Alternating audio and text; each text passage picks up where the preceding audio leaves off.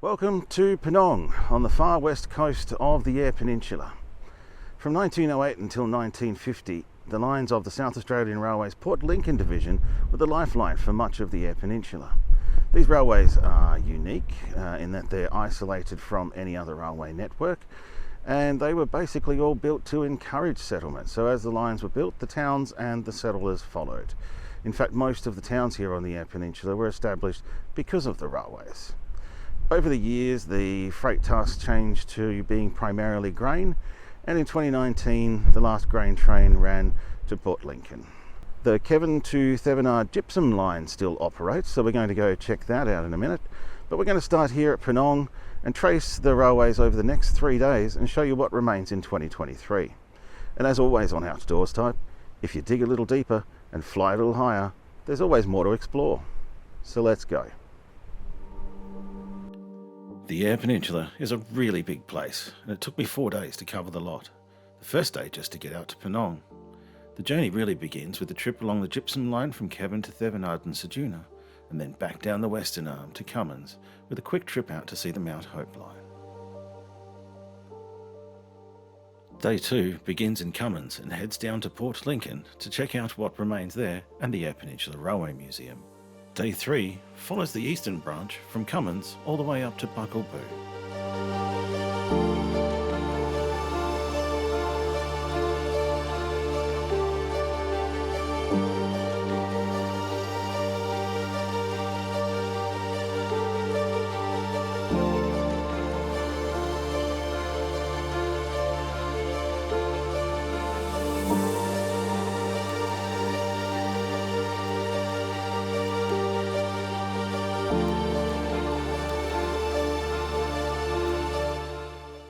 So we're here at an old railway crossing on the old line from Kowalka to Cavan.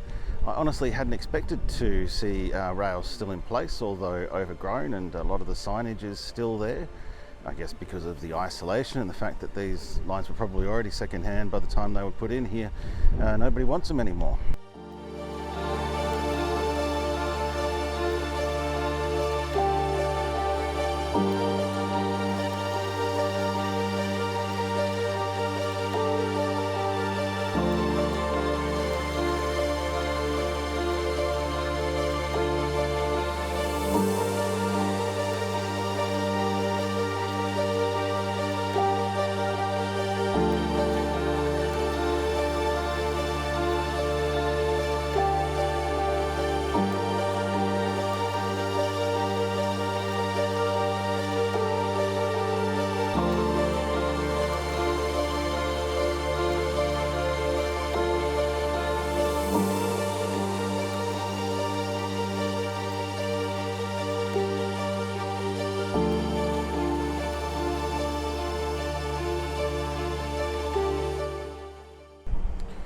So here we are in Thevenard, down near the gypsum silos and the grain silos.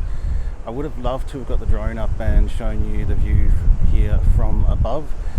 It's a really iconic view, but just my luck, not only is it strong winds, but it's actually damaging winds today, and lots of rain.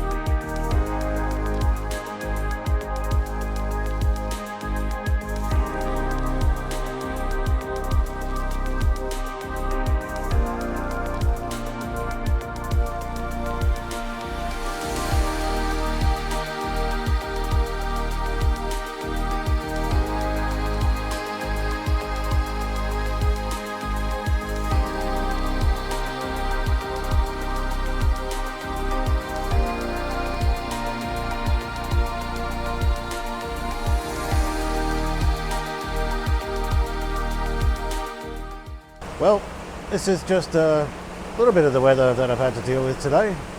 Yesterday was perfect weather, but today it's just gone to crap.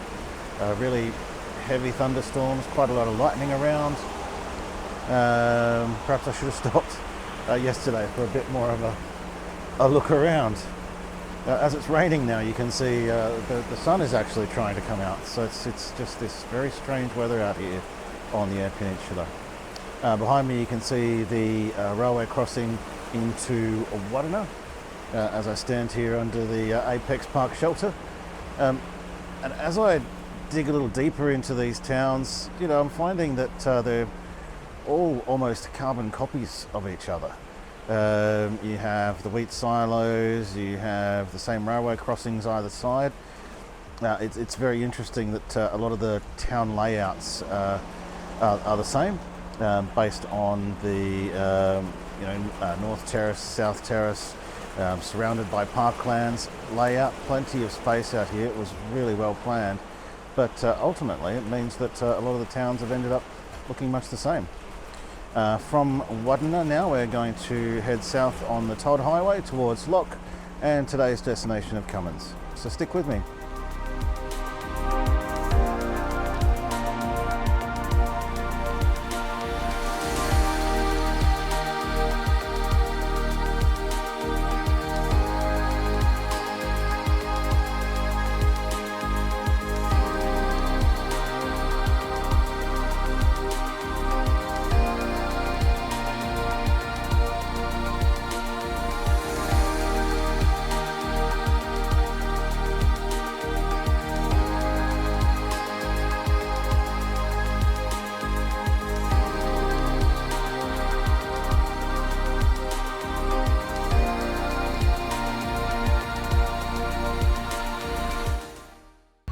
Welcome to Warramboo.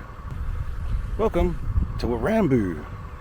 Welcome to Warramboo.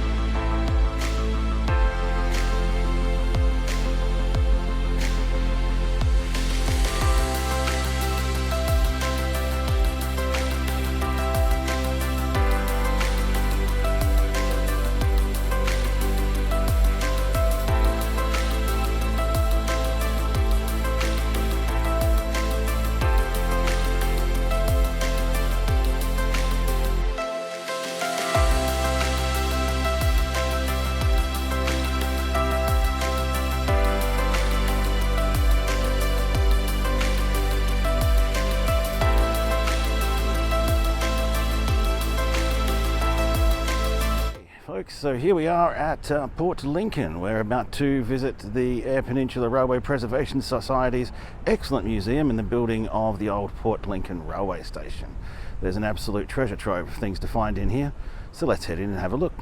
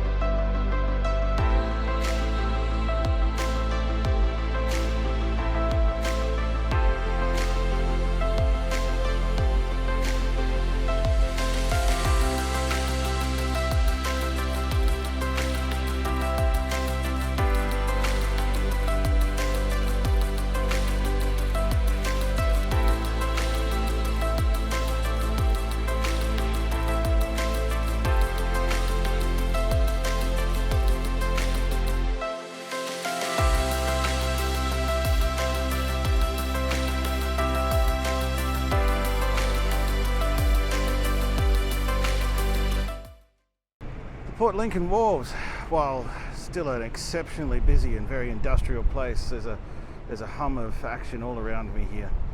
And while they've had a very, very long rail history, that rail history is well and truly over.